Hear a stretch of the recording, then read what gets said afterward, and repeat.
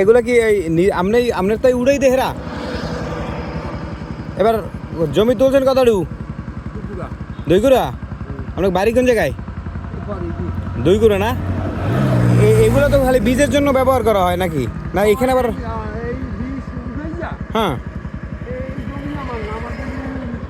আচ্ছা আচ্ছা আবার এগুলো চাষ করে লাগাইবেন? এটা আমন ধান কয় না নাকি? এটা সিজনালেই এরি ধান না? ধান হয় কেমন?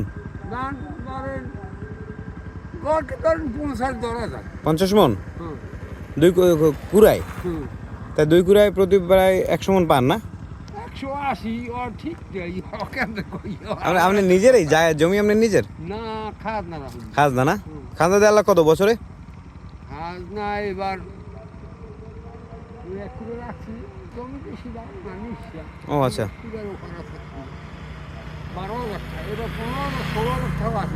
তা 2 কুড়া জমি চাষ করতে ধরেন কত হাজার টাকা খরচ হয় আনুমানিক? নিজে খাটমু হ্যাঁ পরও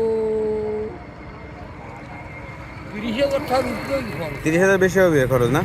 কিষান লওয়া লাগে না? হয় কিষান 1,000 টাকা। 1,000 টাকা কিষান। আর এই বীজ যে উঠানোর জন্য দেওয়া হয় কত কি? বীজ উঠানোর লোক আপনার 150 টাকা পণ 80 আড়া উঠে 80 আড়াই 150 টাকা। আচ্ছা, তা একজন মানুষ সারাদিন ধরেন কয় পণ তুলতে পারে? আমার উজো তো 4 পণ উঠেই গেলে না। 4 পণ? তাহলে 4 পণে হয় হলো আপনার 900 টাকা। তাহলে 900 টাকা অনেক। তা একজন মহিলা মানুষ হলে ভালো একটা ইনকাম হয়। ঠিক আছে কাকা, আপনার নাম কি? আমার নাম মজিবার। মজিবার না? আচ্ছা, ভালো থাকেন তাহলে।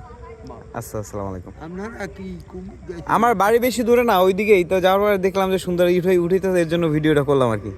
ঠিক আছে।